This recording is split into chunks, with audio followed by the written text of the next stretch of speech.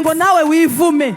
Not everyone should curse you and then you curse yourself. Abantu ndabwira ntibakuvume ngo nawe wivume. Don't let people to curse you and then you curse yourself. Ahubwo fata ibyo bakuvuza ubivuguruze. But confuse whatever they have talked about you. Hallelujah. Amen. Hallelujah. Ngo seeking whom he made devil. Ngo aba seeking gusa. Just seeking around. Niyo mpamvu ujye uvuga ngo uriya muntu yampompoye iki ko ntacyo dupfa. Ntabwo ari ikibazo cy'umuntu cyangwa iki. He's just seeking. It's not about someone, but it's the devil seeking. Aho ni ku munani ariko ku 9 akavuga ngo nanone ngo kandi mwihangane ngo kuko ibibazo dufite ngo dufite our brotherhood in the world. Hallelujah.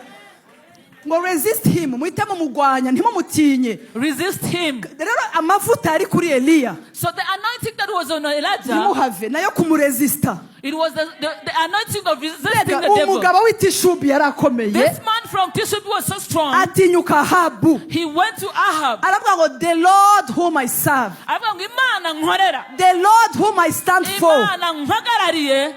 Yigize representa w'Imana. He was the representative of God. Nshuti ugomba kumenya uriwe muri iyi si. You have to know who you are in this Aravuga ngo world. the Lord whom I stand for. Aravuga ngo Imana mpagarariye. The Lord whom I stand for. Imana mpagarariye. Ibaze nta n'igipapuro afite kiri registered. Not even a single document he has. Ariko mu buryo bw'umwuka. But spiritually, afite ibyanditswe. he has scriptures. Bivuga ngo we are a church registered in heaven.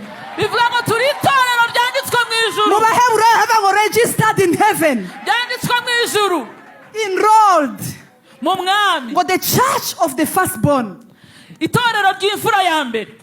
Ariko mwambabarira uyu mwana. Hallelujah. Ubwire mugenzo mugutisha menye uhagarariye vraiment. Just know who you represent on this world. Niyo mpamvu mubona umunyamasengesho. That is why you see a praying person. Avangororero ntatinya abanyakigali. They come from the very far and they don't get fear anyone from Kigali. Ntatinya nguri honorable. They don't fear you because you're honorable. Araza ati kelema ati ihani.